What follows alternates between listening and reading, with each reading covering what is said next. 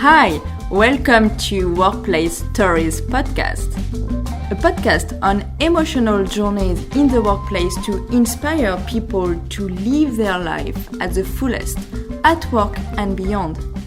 I'm your host, Lison, certified mindset coach. You can subscribe to this podcast to hear more about courageous stories and thought leaders. Reach out if you want to share yours. Have a great time listening. Enjoy! Hi Dalia, it's a pleasure to have you on this podcast. After watching the TED Talk, Dare to Lead Like a Girl, I had to connect with you on LinkedIn. Please share with us what's been your professional journey so far. Sure. Thanks, Lison. And it's great to be here. So yes, I started my professional career 22 years ago. I started in marketing at Procter & Gamble in Geneva. And I spent the last 17 years in Procter & Gamble. I call those years the years of flow, and I'll get back to it a little bit later. But, Procter & Gamble, P&G is a very people-centric company. Mm-hmm. And I was very lucky to basically really be inspired to be my full self. So maybe I'll share, in contrast to my latest experience, because I think I've experienced a tale of two cities, of two contrasts. How did it start? So I think, it's to understand the last experience, it's interesting to understand the contrast. So for me, very early on, I at Procter & Gamble, 1998, I was called into the office of my general manager. And I was frustrated because one of my launches hit a wall. And I was sitting in the office of my general manager, so 2 levels above. And I was so angry and frustrated that suddenly I started to tear. Now, I was frantic, right? My GM, trying to regain my composure. And he looked at me and he smiled and he offered me a box of tissues. And then he said something I'll never forget. He said, "Dalia, don't you ever be embarrassed for crying in the office again. It's a sign of your passion, and passion is your secret power." And then, yes, very human-centric approach. And he added, and if you ever work for a company that doesn't appreciate that, please walk away. They don't deserve you. Correct. So that was the kind of one of my first managers, Jim. He's a friend and a mentor until today. But, I think throughout my 17 years in P&G, I had many managers like Jim who inspired me, and my career, I really wanted to deliver the moon for them, and my career just went from strength to strength. But it wasn't until I reached the lowest part of my career that I really realized, what Jim was saying. Mm-hmm. So what happened after that? After 17 years with P&G, in Geneva, Moscow, Geneva, and then I moved to Singapore. I decided to take up a role as Chief Marketing Officer in another company. Mm-hmm. The company was great. I loved everything about the company values. I loved the CEO, the global CMO. It really seemed like a dream job. I was in charge of all marketing for all Asia. I had 100 people. So really kind of excited. Yes. And 2 months into the role, I got a new boss. Mm-hmm. And that's where, I realized very early on that him and I were just like water on fire and fire. How did you come up with this realization? So, it's just the approach was very different. So I grew up with take care of your people and the business takes care of itself, right? People come first. And here it was very much, results come first. Very strict, if you like, structure. Six Sigma, for those who know, it's an approach of evaluating mistakes of the past to correct them. So that was the approach also for people. I'm not going to focus on what you're good. I'm only going to tell you what you need to fix. So very kind of challenging, judgment driven. It was, you were first guilty until proven innocent in that way. Sometimes I call it, a culture of ROI or you die. Yes. Meaning, it's kind of cutthroat in that sense. But the experience that brings it to life the most is, after 6 months in the role, I was summoned into the office, right? I would be in the middle of a meeting and called in. And my boss was berating me and, forget about positive feedback, forget about, even constructive feedback. This was really, I'm a big believer in tough love. We're approaching tough love, meaning they were very direct, very clear on what needs to be fixed, but it was done in a very caring, point of view. So, but here there was no love. It was only tough, kind of berate. I was sitting there and I was holding it in. Of course, I was like super frustrated because, most of the allegations were, I didn't even get a chance to react to them. But then my boss moved to actually attacking my team. Okay. And What do you mean by that? That person is no good. I mean, that work was crappy. Very, very, in a very offensive, judgmental way. I become a little bit of a lioness when you touch my people. And how did you feel? Just frustration because it was so unfair. I mean, they worked so hard. And I find that when I'm frustrated, I tear up.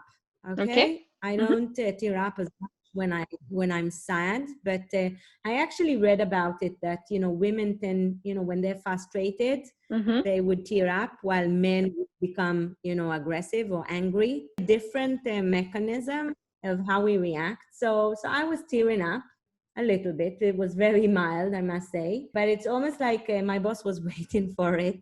So he smiled at me and he handed me a box of tissues. And, for a moment, I had that warm, fuzzy feeling, remembering my first boss. But then I noticed something almost weird in his smile. And he turned around the tissue box and I just couldn't believe my eyes because on the other side, he had a handmade sticker that read Dalia's tissue box. I was like, are you kidding me? This is an HR assault. Honestly, I was shaken because he kind of knew he would make me cry and prepared this in advance. And he found this really funny. So I told him, this is an HR assault. And he said, oh, Dalia, stop being so sensitive. It's just boy banter. I know you have a sense of humor. And I went out of that room and I was like really shaken. And I guess, for me, I've always grown up that kind of with the, I'm a passionate person. And I grew up with those words that my emotions are a sign of my passion. So to have my emotions mocked in such a denigrating way was kind of really humiliating. But it wasn't just that case. There were, many small kind of bickering, constantly looking at the negative. And how would it take place? Which type of situation? Would it be private, public, in front of everyone? Everything. So, if it was only in public, I could, deal with it. But yeah, we were once in a leadership team meeting and we got feedback for being very negative as a leadership team, not surprising. So I kind of was very passionate about positive psychology and I volunteered to do a program on positive psychology, and his reaction was, thank you very much, Miss Kumbaya, that won't be necessary. So Miss Kumbaya for in Asia, it's an American kind of coming together, sitting around a fire, kind of happy. So technically, all my strengths were not only, I just felt that I wasn't appreciated for who I am. And my strengths on people, I was either too motherly, too positive, even my creativity was messy. Okay, right? Because, creative process is something that it is a little bit messy. That's what's beautiful about it. Yeah, that's enough. Yeah, exactly. One of his favorite statements to me was, there's no arts in marketing. It's only science. You just haven't got it yet. So it was constantly, different, even on how I, my height, reactions. Once he made a comment, well, marketing doesn't know their numbers. And I said, well, I happen to be summa cum laude in math and physics. So it's like, oh, Dalia's a rocket scientist. There was a whole dynamic there where I was the only woman, except for the HR lady. But what was interesting for me is that you asked me how I felt. I can tell you, I think when I look back, I was surprised that I allowed it to get to me. Mm-hmm. So, I was quite confident. I had the proof, but slowly, you let these things get to you. And I started to question myself. I mean, the efficiency goes down because, every email you write, that you will be challenged all over. So you spend 5 times writing a simple email and just constantly expecting to be challenged, and that's okay, because of course you need to be on top of your numbers, but it wasn't a level of challenged on your numbers. It was really at a personal level. And that's kind of where slowly you start really questioning yourself and doubting yourself. Yeah, it's like in your mind you have a song, and that's your thoughts. They are going over every day. So how did you find a way to get unstuck?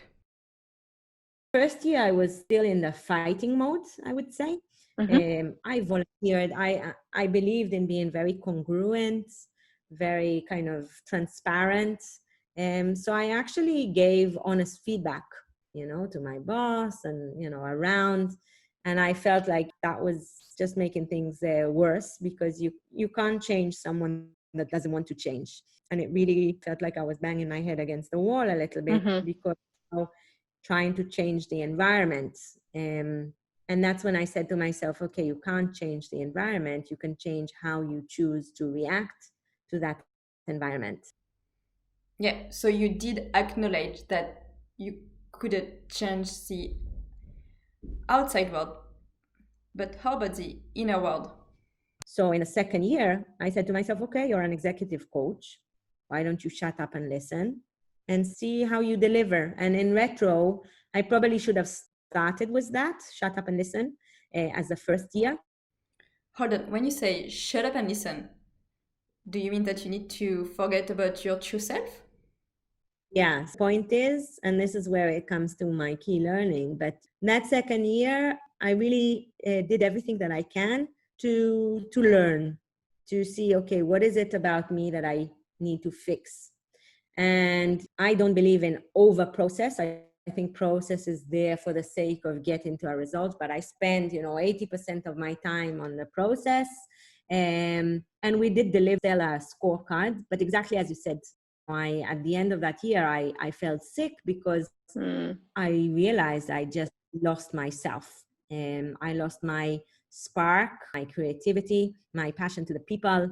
I was just really kind of becoming robotic a little. If I can allow an analogy with a bonfire, it's like a huge fire. And then, as you mentioned, slowly, the fire is reducing, shrinking until it dies. Exactly. It's completely how I literally felt like I left my art and my heart at the door when I came in the morning. So, it wasn't a pleasant year. I came in kind of, I felt like I lost my motivation, and that's very unlike me, because as I said, I'm fire. Um, and what happened at the end of that year is that not only I became sick, so my body was actually telling me, Dalia, wake up, where something is wrong here. So, what do you mean your body told you to wake up?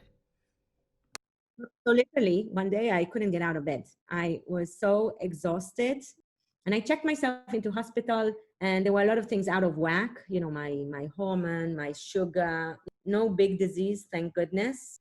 My body was full of toxins. Okay. And, I was both high on testosterone and high on estrogen, meaning I was aggressive and emotional, right? So not the right combination. But after, 1 week, I literally kind of felt like my body was sending me the signals that I've been fighting, and I thought I was, a strong person, right? So I a little bit was a little bit like a frog in boiling water. I didn't realize that I was started to to be cooked, right? Yep. In that sense. What else? The other thing that happened that time, is that I attended a alumni of my previous company. Mm-hmm.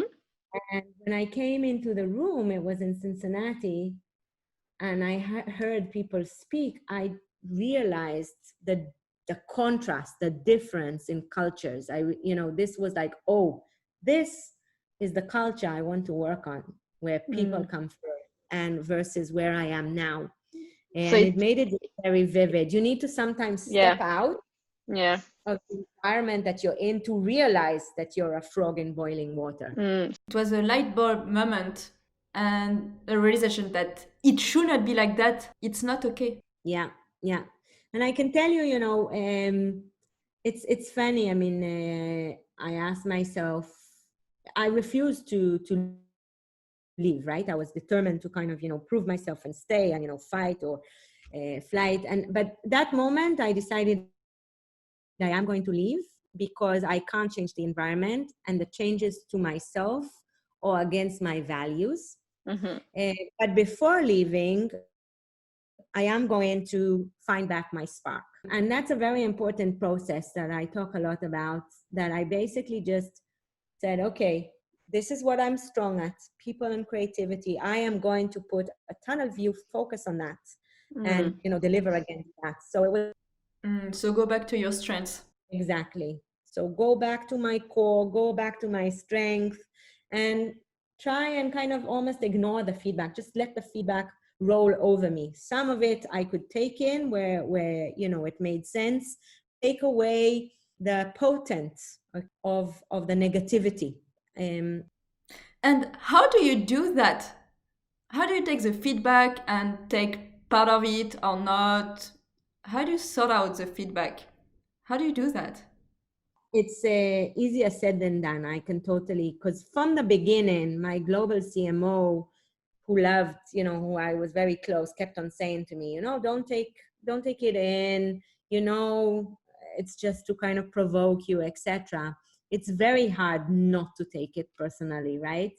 But I just really focused on starting from within, reminding me my why. Okay, why I come to work every day is to inspire people and create, great ideas. And I just went back to my core, my why, my strength.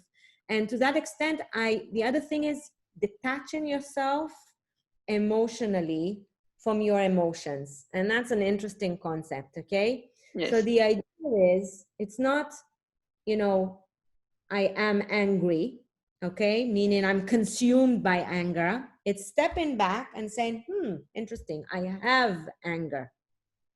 I have anger versus I am angry. Okay, it's different. I sometimes talk with my coaches. Imagine there's a waterfall. I'm not standing in the waterfall, allowing it to flood me with emotions. I'm just standing as an observer. And I think now that you asked me the question, it provokes me to what made that difference. Once I decided two things. I mean, first of all, I realized I labeled how I was feeling. I realized that I allowed fear to creep in. And I've never felt, I was always called the girl with the chutzpah, which is fearless kind of, I never felt fear before in my life, not even in my army service or anything. And suddenly I allowed this fear because of the self-doubt. So first thing I said, zero fear. The worst thing that can happen, I get fired. So I just kind of, put that aside. And the second thing, good one. Thank you for sharing that. Yeah, it's really deep, and I think it's gonna help a lot of people. And it's also, now that I study it, the importance of labeling how you feel by stepping back and realizing. So I realized that I had fear. I realized that this relationship is not normal, that it's toxic. And I think what happened there is I always protected my team, so they never saw anything. But there was one meeting that it became visible also for my team. And one of my team members said, wow, Dalia, you need to write it all down. And I did that. And I sat down and I wrote everything down. And that's... Yes, so you started journaling. It's really, I did it for myself. But when you journal, you're able to step back from I'm angry too. I have anger. And why is this? And what's happening? And when I read, so when I finished writing, it took me the whole, I was up till late at night, and it was 4 pages of just the little stories. And then I sent it to my husband, and I sent it to my first boss and mentor. And he called me the next day and he said, Dalia, what your experience is bullying. It's unacceptable.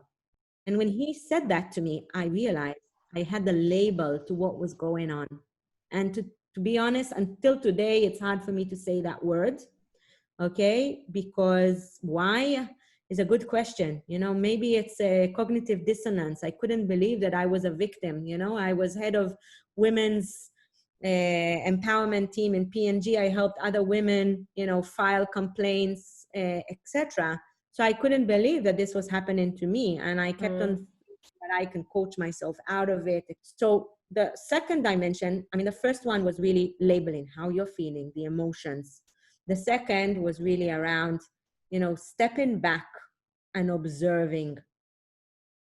And you can do that through, journaling, right?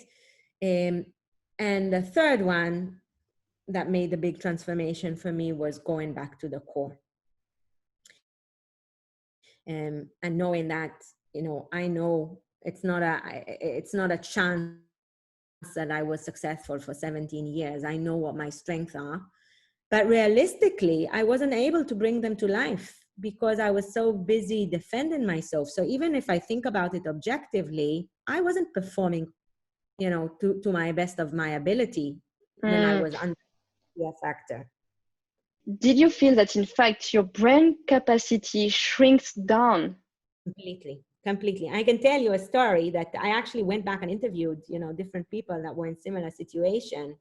And they all told me, right? I was sitting there when you're in fear.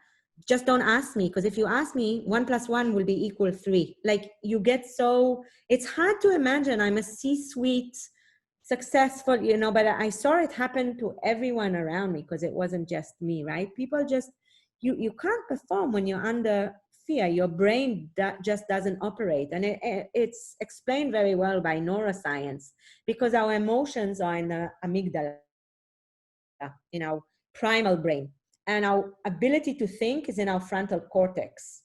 And these two operate like a seesaw. Okay, when one is excited, the other one is depressed. So when our amygdala is aroused, our frontal cortex seriously isn't thinking clearly. So what we need to do is create that gap to calm down the amygdala so that your frontal cortex can start working. And there's several ways to do that. So one was, as I said, labeling. Because when you label is using words, and words are, your advanced frontal cortex. So when you use words, you force your frontal cortex to work by default. You're calming. Think about it as a parent. When you say to your child, I understand you are frustrated, suddenly they understand what they're feeling, and it calms them down. It's the same notion. So the first thing is really to label your emotion. The second is to meditate on your emotion, to just create space. I call it meditate on the emotions, but exactly it's the thing of stepping behind the waterfall and watching the water drop. Or sometimes I use the phrase, step out of the drama so you can enjoy the movie. Because when you're in the drama, okay, you cannot understand anything what's going on. So you need to step back and observe. And stepping back is, so I started meditating. I am a yoga teacher, so I, brought back my practice of just calming myself down. When you get aroused in a meeting, you just need to realize that it's a mirror to your subconscious. There's something that made you arouse. Usually it's some kind of fear, but it's linked to, touching your core. And I got aroused when, my emotions got aroused when I was challenged on my people, because it was such a strong value for me. So another technique is really to, step back, breathe in. If you can't do it in a meeting, make sure you're not, reacting immediately. you take a deep breath, even if it's just, yeah, because by default, breath activates your parasympathetic and calms you down. If you need to, you say, sorry, I need to step out for a moment. Do whatever you need to create this gap so you can calm down your emotions and you can start thinking clearly.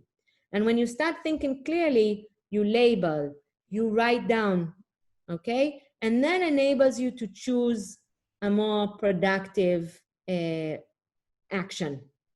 And, you know, I think one of my big learnings on that action was what I call learn to dance with adversary. So what does it mean, right? When someone comes to punch you, and sorry, the viewers can't see, but you can imagine, when someone comes to punch you, our first reaction is fight, right? You want to punch. And that's what I did in year one. I was totally reacting and defending myself and answering back. And I thought that was kind of, you know, being proactive, but it was completely, you know, banging my head against the wall, and you're just wasting energy. The second thing that you do sometime when you're punched is flight. You hide, you avoid. And I speak with a lot of people that have toxic environment. They just avoid their boss, just avoid a toxic person. And that doesn't, you know, that's a win-lose strategy as well, because you're not able to bring your full self to work. So for me, flight meant shutting up, you know, not working on my strengths, doing only what I was told. That's also not effective. Yes, I delivered results, but for me, I lost my spark. So when I was thinking at that time, I dropped my fear. I said, I am going to leave at the end of the year, but what I want to try and do is think win-win, okay? Or dance with adversary. What does it mean? Someone is coming to punch you. How can you stand next to the aggressor? Look at where they're trying to go. Understand with empathy. Empathy is different than sympathy. It doesn't mean that you agree. It's just that you're putting yourself in their shoes and understanding the world from their reality. You stand and you try to understand where they're going, and then you use the power of the aggression to lead them into a beautiful dance. So it's really, you know, and that's kind of what happened to me that third year. I said, okay, people and creativity. What does he want? He wants science. He wants a digital only campaign. He wants to lead the world in terms of digital. You know, of course, he's happy to win awards as well. So I went and I said to my team, okay, we're going to create a campaign that is extremely data driven. You know, for those not in marketing, it was basically thinking about the selling model from a conversion first. It was very sophisticated in terms of media planning and ideas, etc. So it was very data driven. It gave him what he wanted, the science, but it was also very creative in the execution. And it ended up, you know, winning an award for business results and creativity. And kind of for me, it was also my way of bringing to life that there is art in science, that you need them both in marketing. But it was the only time, you know, and of course I did it with building my team and preparing my succession plan. So this dancing with adversary was my way to, you know, understand the needs and meet the needs. But unlike when I met the needs but neglected myself, it's really meet the needs while, okay, taking care of what's important for you. correct. And that's the core of everything. It's the core of relationships. My professor that I spent time studying positive psychology, Professor Tal Ben Shachar, called this concept the concept of selffulness. You're not being selfish, you're not being selfless, but you're being self-full. You bring yourself and you bring the other needs in mind. And every relationship needs to be like that. Otherwise, I blame myself that I fell into what I call the weak feminine. I was defensive. I was reliant on compliments, okay, instead of knowing from inside what is important. So I was too much reliant on external validation. So dancing with adversary is not neglecting, it's understanding the other's need, okay, while bringing your needs to life. And, that was another very important learning for me. And kind of what, at the end, that was the only year that in my eyes, I performed. And when I delivered that and it won the first for our brand to win this Effie award, I knew I found back my spark and I was ready to move on. So that's the story, a little bit of contrast. That's definitely a lot of information. And I like to ask this question, and you partially already give some answer, but if people are going through similar situation, what would be your advice? No, it is a great question. And I keep on saying, if it happened to my daughter, what would I tell her? Would I recommend leaving immediately? Probably not. I mean, what I would say is start with listen, okay? So I always say the words listen and the words silent have the same letters. So be silent and listen. Okay, I also kind of take my role in the part that I was too quick to fix, okay, and not enough time spent in listening. So take your time to listen, understand the needs, and then make an assessment. Can I meet those needs while meeting my own needs and value? If the answer is yes, dance with adversary. Make some adjustments, okay, to succeed within this organization while meeting your own needs. If you feel, and this is really important, if you feel that in order to meet the needs, you need to neglect your own values, that is when it's time to leave, okay? Because that is when the request to change, you shouldn't be changing your values and your strengths.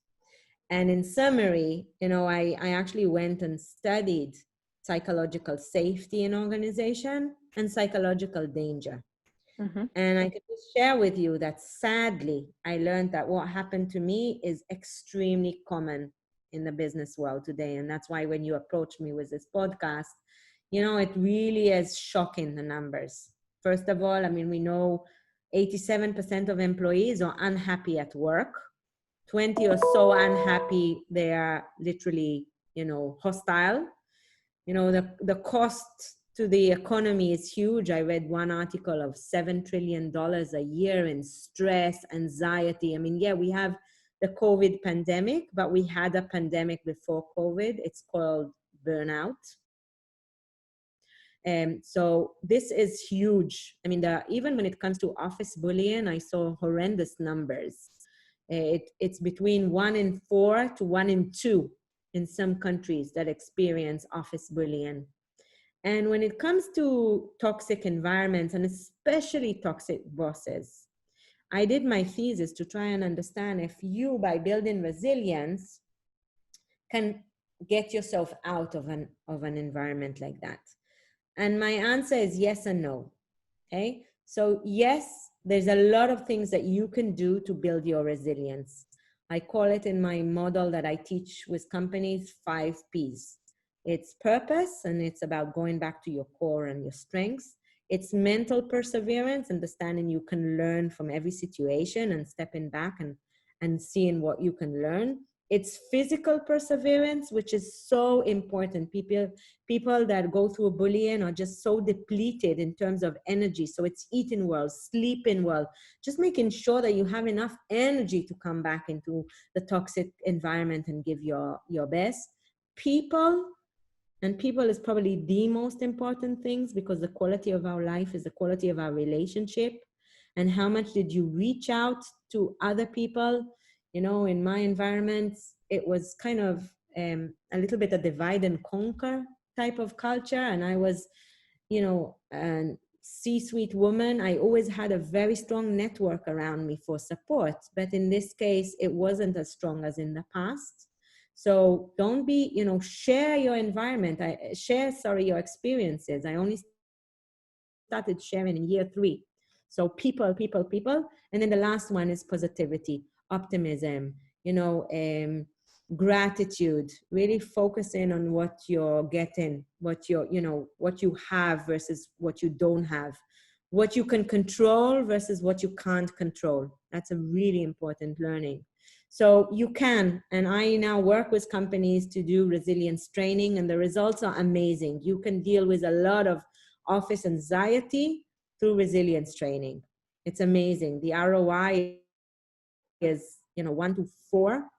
Every dollar spent, you get $4 back to $10 back, just by reducing, increasing productivity, reducing sick leaves, etc.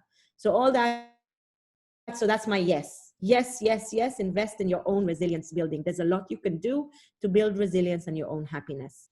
But the no comes from if it's a really toxic environment that is coming from the leader, okay, there is only one strategy, and that is zero tolerance. And that's one thing that I don't think I did as well. Zero tolerance is about going and saying, sorry, sir, I am not, the way you speak to me is not acceptable. And if it happens again, I will have to file a complaint, an ethic lines complaint.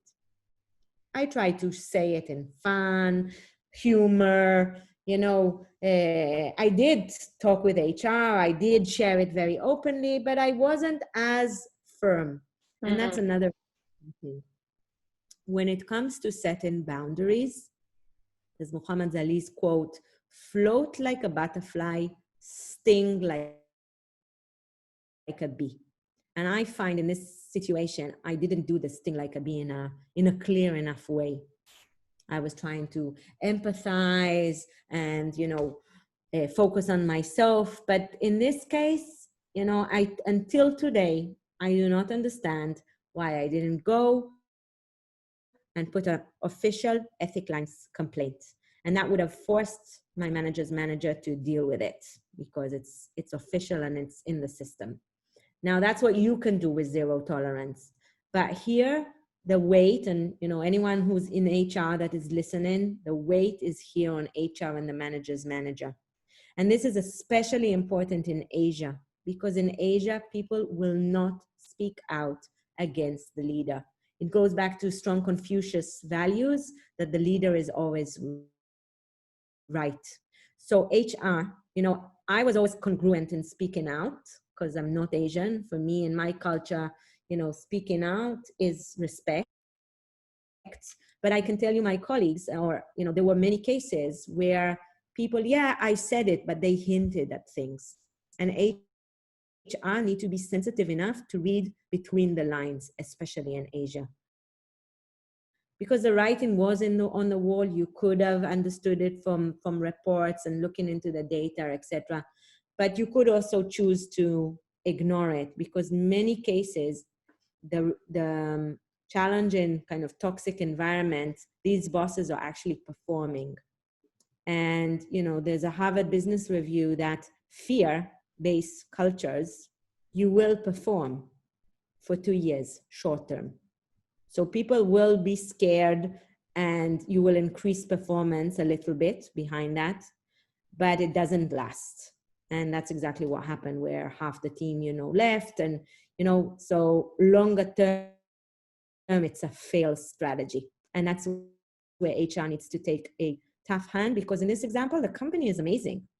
They just didn't see as deeply as they should, and they didn't take action fast enough. And that's where zero tolerance means a culture can be amazing, but one rotten apple can ruin a culture, subculture. It's so important, the role of the leader, because everyone starts mirroring the leader behavior and taking that as acceptable behavior. So here's to HR, zero tolerance. Our schools manage to do it. Our office place need to do it as well.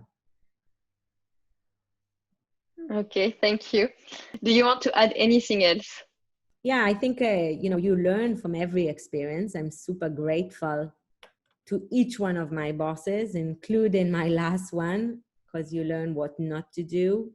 And you learn on, I think the the awareness was not there in terms of the impact. Okay. And sometimes you're so focused on delivering results. And that's why, you know, in a very result cutthroat environment where the focus is short term, it leads to a lot of managers neglecting the human side. But, you know, that's why I became very active in, you know, a movement called Humans First, as well as kind of mental health. And we're doing conferences across the world because the numbers are there, $7 trillion if we don't deal with this issue. And it's really, and dealing with this issue is these two sides. It's resilience training. So you know, as a employee, that you have the ability, you own your own happiness. Don't ever let anyone else own your happiness. And you can't teach yourself to be happier and more resilient. So that's from one side, but from the other side, it's about educating HR managers and corporate leaders on the importance, because if they don't send a very clear message, so if there's ever an issue, they need to announce why that person was kind of let go, etc., so that it sends a message to the rest of the organization, because employees will, you know, imitate leaders' behavior. And unless I interviewed several people for my thesis here in Asia, and they were saying, you know, Dalia, it's sad to say, but you have such a big fear for your, you know, job security, that sometimes when you're in this environment, you realize that things are not as they're supposed to be, but you choose to, you know, really focus on yourself and protect yourself. And, you know, it reminds me a little bit of the beginning of COVID, where everyone was only focused on themselves and, you know, hurting and overbuying, etc. But we don't win that way. We only win when there's compassion, when there's really teamwork. I mean, you can't innovate in an environment of fear. It just doesn't work. You know, if you don't have emotions, you can't understand consumers' emotions. So empathy at the work, it's not only good for the employee motivation, but it falls straight to the bottom line. When you have more empathy in the organization, you can understand consumer needs, customer needs, and innovate, etc. So it's all around. It's really, we need to move away from archaic leadership models. Maybe it was true when we were in plants and we had to do simple jobs like in the 70s, you know, industrial, maximize. Maybe then it was all about, you know, command and control, and that worked for those days. But these days, it's all about being creative, pivoting. You know, the world is changing. It's so VUCA, volatile, uncertain, right? Complex. And we need to be able to, you know, fall with ambiguity. We need to be able to maneuver. And if an employee only waits to be told what to do, you will not survive as a company. So your only way to survive is really encourage employees to bring their full self to work, to speak up, to share ideas, to be, you know, to be on fire. And that's where, you know, results, your business results. Really, my message for the employee is take control of your own happiness. Don't let anyone else take control of your happiness. Build your own, you know, be confident of your strengths, dig into your superpowers, you know, build up your energy, you know, physical perseverance, mental perseverance, reach out to people, and have an overall kind of grateful and positive attitude. So that's for the individual, but for the company, really important, zero tolerance. Set your boundaries very clearly and invest in empathy at the workplace. It's right for your employees. It's right for your, you know, customers. And at the end of the day, that's what will increase your bottom line. Thank you for sharing this amazing story, Dalia. I hope that, guys, you are inspired and that now, back in the workplace, your mind already starts to shift. Thank you, and Rich, if you want to share your story. Bye for now.